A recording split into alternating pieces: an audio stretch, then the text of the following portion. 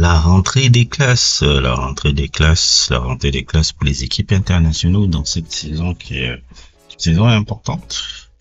On passe d'une saison la Coupe du Monde est en ligne de mire, que ce soit pour les équipes européennes, sud-américaines et on va dire africaine aussi. Et cette première séance un peu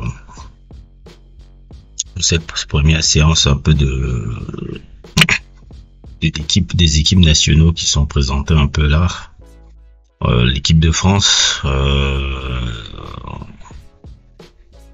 qui fait peau neuve un peu dans cette première match un peu contre l'Ukraine où elle arrive à battre l'Ukraine 2-0. C'était au début de la première mi-temps, c'était vraiment je pense que je regarde le match France-Ukraine là. C'était vraiment une composition un peu particulière, hein, parce que là tu regardais une équipe qui était très offensive, un 4-2-3-1 si je me trompe, avec Odyssey en meneur de jeu, Désiré Doué, je pense que c'était sur le côté droit, côté gauche Barcola, et tu avais un milieu défensif assez unique entre Chouameni et Koné et tout, et Mbappé qui était seul devant. Et l'animation offensive était assez intéressante, hein. Ça partait truc, c'est la première fois, en tout cas de cette première mi-temps, que je voyais une animation offensive aussi léchée en équipe de France. Sur l'air des champs, qui lui c'est pas le roi de l'animation offensive, et ça m'a montré aussi à quel point c'est agréable de voir l'équipe de France qui a un peu joué comme ça avec toutes ses forces et tout, parce que vraiment on va dire un truc qui est un vivier, hein, dans ce pays-là, avec tous ces joueurs. Tu te rends compte que les Barcola même ce sont même pas vraiment des titulaires déjà et tout. Il y avait même pas Ryan Cherki, il y a encore plein de joueurs encore qu'on n'a pas encore vu. Et en deuxième mi-temps, ça c'est un peu truc, il y a eu la blessure de Désiré Doué qui était un peu particulier. J'imagine déjà l'organigramme du PSG qui est en train de chialer en disant j'ai perdu mes joueurs. Il y a encore de ça. Dembélé est rentré et il s'est aussi blessé. Là alors c'est crime d'état. Déjà apparemment il n'était pas trop à l'aise et tout. C'est pour ça que je dis la Coupe du Monde des clubs là, ça va se ressentir en juin. Ouais, Dembélé déjà qui voulait tout jouer là même là. Son corps reprend de moins en moins. Lui qui peut-être va être Ballon d'Or en 22 septembre, puisque postait un peu comment on appelle ça, il postait des stories un peu particulières, parce que le Ballon d'Or, tu peux savoir quand tu as le Ballon d'Or, on va dire 2 semaines ou 2 semaines ou 3 semaines avant, souvent, c'est ce qu'on dit souvent.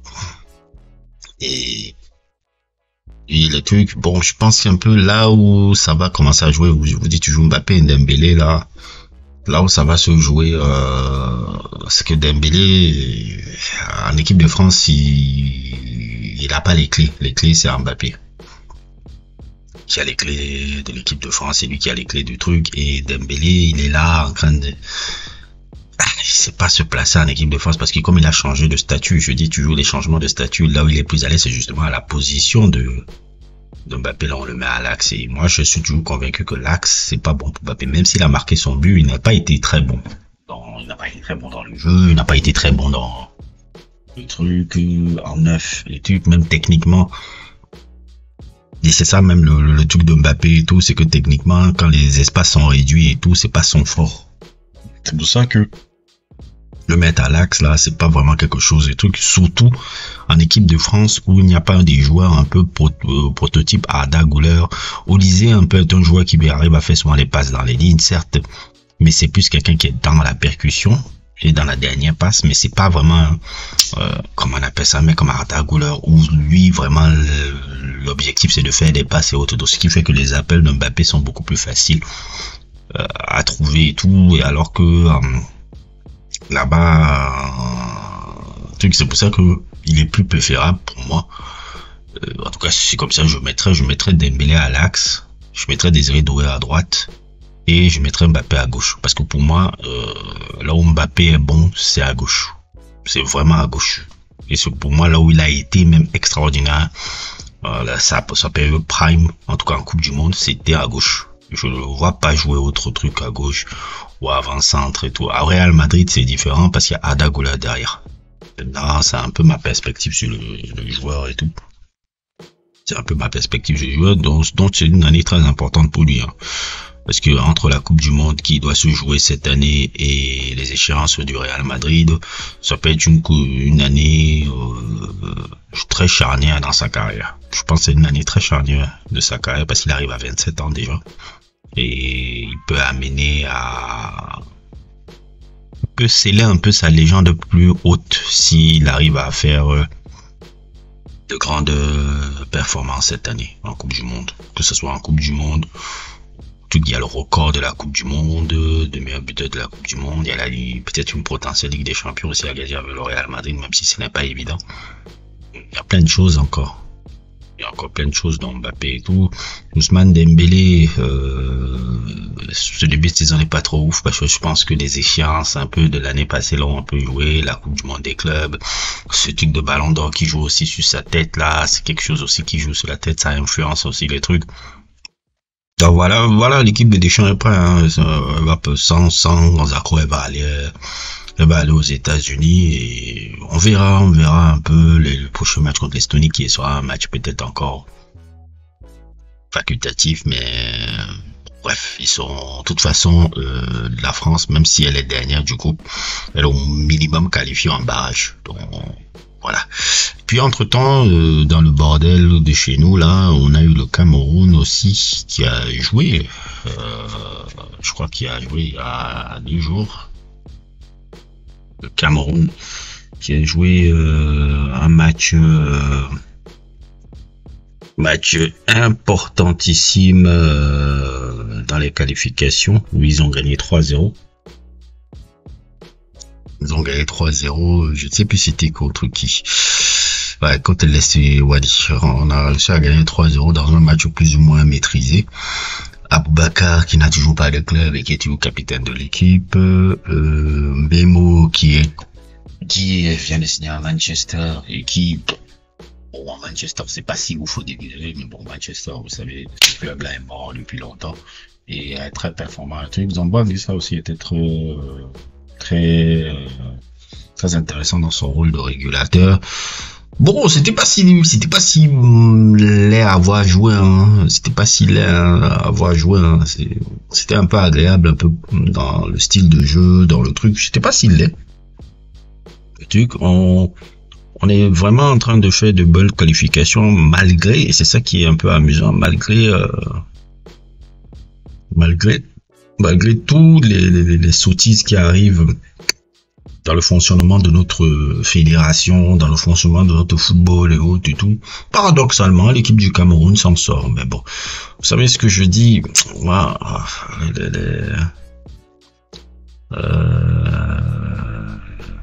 la victoire de l'incompétence encore que je vois là, parce que cette équipe du Cameroun, mine de rien, elle peut aller gagner encore sa 6e CAN là, il semble là.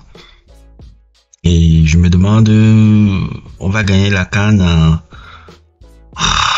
avec un foutoir complet dans la fédération, un foutoir complet avec un coach qui n'est même pas voulu par le président de la fédération, avec ce bordel, mais on est là, on fait le job.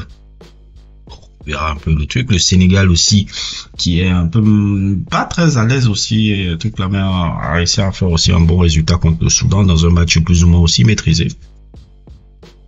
J'espère que le Sénégal pourra se qualifier parce que je veux que le Sénégal puisse participer aussi à cette Coupe du Monde là. Ce serait quand même triste de ne pas les voir et tout, surtout pour le truc parce que c'est un pays, je dirais mon pays d'adoption, hein. C'est un pays que j'aime beaucoup. Il n'est pas parfait comme tout pays, mais il y a beaucoup de choses que j'ai aimé vivre ici, dans le Sénégal. J'espère qu'ils pourront se participer aussi à la Coupe du Monde. Puis, il y a eu ce couac de malade, là, Slovaquie. La Slovaquie avait battu l'Allemagne. Ça a fait un tollé là-bas. Qu'est-ce qui s'est passé c'est une terrible défaite pour les mecs.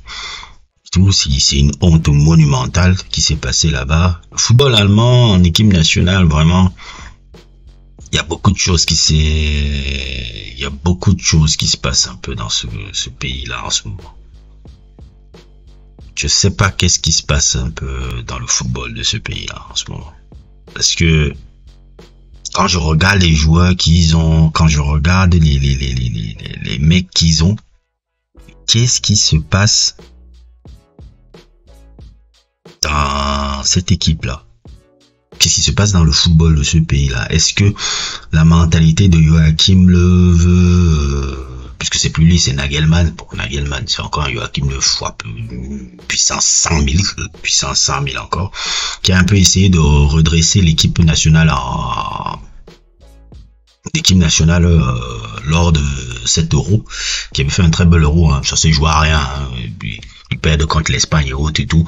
Et si ils passaient contre l'Espagne, les gars là pouvaient même remporter leur euro là, tranquillement. Et voilà un peu le truc, parce que quand Toni Kroos est revenu dans cette équipe nationale là pour participer à l'euro, il avait régulé un peu l'équipe. Le moment où il a disparu, puisqu'il a pris sa retraite internationale, ils n'ont plus de taulier et tout. Les teammates qui n'ont jamais pu répondre à ce truc là. Il y a ce numéro 11 là que j'aime, la Woltemade, et je sais même plus où il joue là, je le vois souvent, il est super bon et autres. Je sais pas qu'est-ce qui se passe en Allemagne. Je sais pas qu'est-ce qui se passe en Allemagne. Peut-être on arrive au bout du bout de la philosophie Joachim Löw et tout. Et que peut-être il faut faire, peut-être ramener quelque chose un peu du passé. Football beaucoup plus peut-être pragmatique et tout. Parce que ça me fait pas plaisir de voir l'Allemagne comme ça, hein.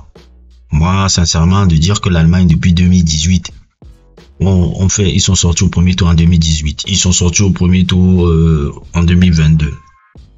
Ils ont un peu essayé de redresser là-bas à l'Euro 2024 en sortant en quart de finale avec un jeu intéressant et un truc. Moi, ça me fait vraiment pas plaisir de voir l'Allemagne dans cette situation. L'Allemagne, c'est un grand pays de football, des grands duos. Je vous ai fait des sujets sur les Allemands. J'ai même un sujet sur Patreon en ce moment sur Michael Ballack et tout. Les Allemands, c'est des gens que, en fait, je les aimais pas quand j'étais petit.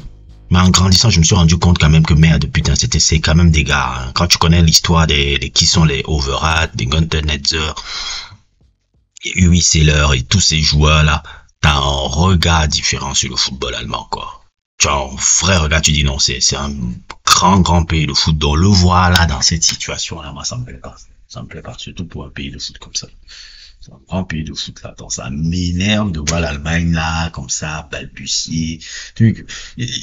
Ils ont réussi quand même à, si je me trompe pas, être troisième aussi à la dernière Ligue des Nations. Donc, c'est un peu un quoi que oui, j'espère que Nagelsmann pourra se relever de tout ça. Et tout, mais moi, ne pas voir l'Allemagne en Coupe du Monde 2026, ah non. Ah, ça, c'est un couac de quoi. Il y a des pays que, ne pas les voir en Coupe du Monde, ça fait mal, quoi.